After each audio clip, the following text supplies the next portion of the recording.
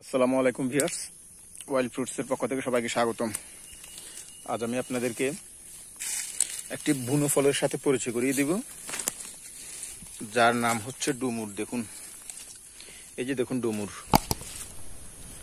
বাংলাদেশে প্রায় কয়েক প্রজাতির ডুমুর দেখা যায়, তার মধ্যে এটি একটি।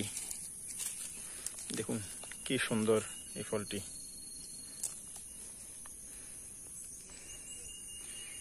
কি দেখতে যেমন সুন্দর, পাকা অবস্থায় সাইজটাও তেমন বড়, আবার খাওয়াও যায়, মিষ্টি এবং সুস্বাদু। কিন্তু সমস্যা হচ্ছে এটি যেহেতু বুনো ফল, কেউ তো আর এর পরিচর্যা করে না, যার কারণে এর ভিতর পোকা হয়ে থাকে। দেখুন,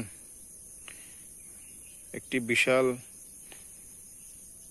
বড় সাইজের একটা আপেলের মতোই, আপেলের চেয়েও বড়।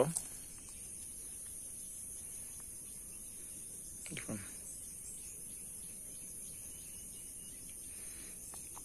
এটি খেতেও খুবই মিষ্টি, খাওয়া যায়, কিন্তু কেউ তো আর পরিচর্যা করে না, তাই কেউ খায়ও না। এটি বনের পশু পাখির খাদ্য হিসেবে থাকে এই বনে। দেখতে বর্তমানে যেমন মিশরীয় ডুমুরগুলো চাষ হচ্ছে, ইরানি ডুমুর, সৌদিয়া ডুমুর, ওই ডুমুরগুলার মতোই দেখতে সাইজ এবং কালার।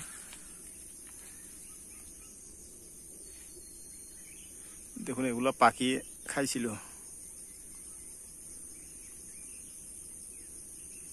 প্রচুর ধরে এই ফলগুলা। এই গাছটা যেহেতু ছোট, তাই তেমন একটা বেশি ধরেনি। এটি কিন্তু গ্রামাঞ্চলে সাধারণত অন্য যে ডুমুরগুলা দেখা যায় ওইগুলা না, এগুলো হচ্ছে এই বনের মধ্যে দেখা যায় আর কি। খেতেও মিষ্টি, কিন্তু এগুলা খাওয়া যায়।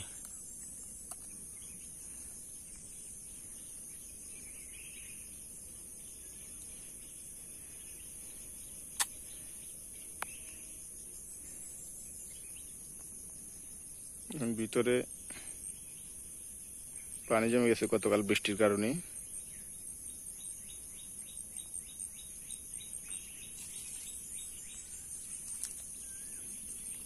আমি আপনাদেরকে পুরো গাছটায় দেখানোর চেষ্টা করতেছি।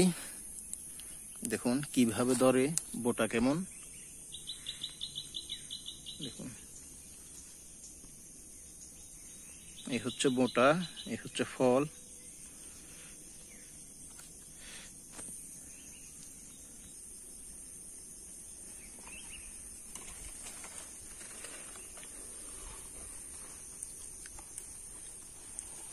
খুবই সামান্য ধরেছে এই বছর, হয়তো গাছ ছোট বলে।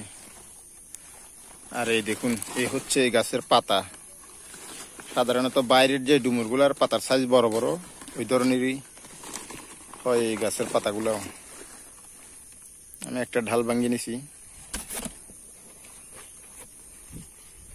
কেউ শখের বসেও চাইলে এই গাছগুলো লাগাইতে পারেন।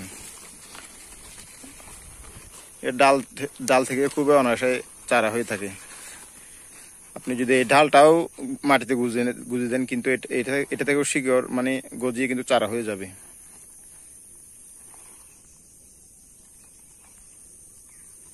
জংলি গাছ খুব অনায়াসে হয়ে যায়। সাধারণত অন্যান্য ডুমুরগুলো একই গায়ে হয়ে যায়। তো আমি আপনাদেরকে চেষ্টা করি সবসময় বাংলাদেশের বিলুপ্ত প্রজাতির বুনো ফল, ভেষজ উদ্ভিদ এগুলা ভিডিও করে দেখানোর জন্য। আপনাদের যদি ভালো লাগে অবশ্যই আমার চ্যানেলটি সাবস্ক্রাইব করবেন এবং সাথে থাকবেন। আর কোনো ভেষজ উদ্ভিদ কিংবা আমি যে ভিডিওগুলা দিই ফল গাছের, ওই ভিডিওগুলা দেখে যদি ভালো লাগে, ওই ফল গাছগুলার কোনো চারা, কলমের চারা, বীজ পাওয়ার ইচ্ছে থাকলে অবশ্যই আমাকে জানাবেন। আমি অবশ্যই আপনাদেরকে হেল্প করার চেষ্টা করব। ধন্যবাদ সবাইকে। আল্লাহ হাফেজ।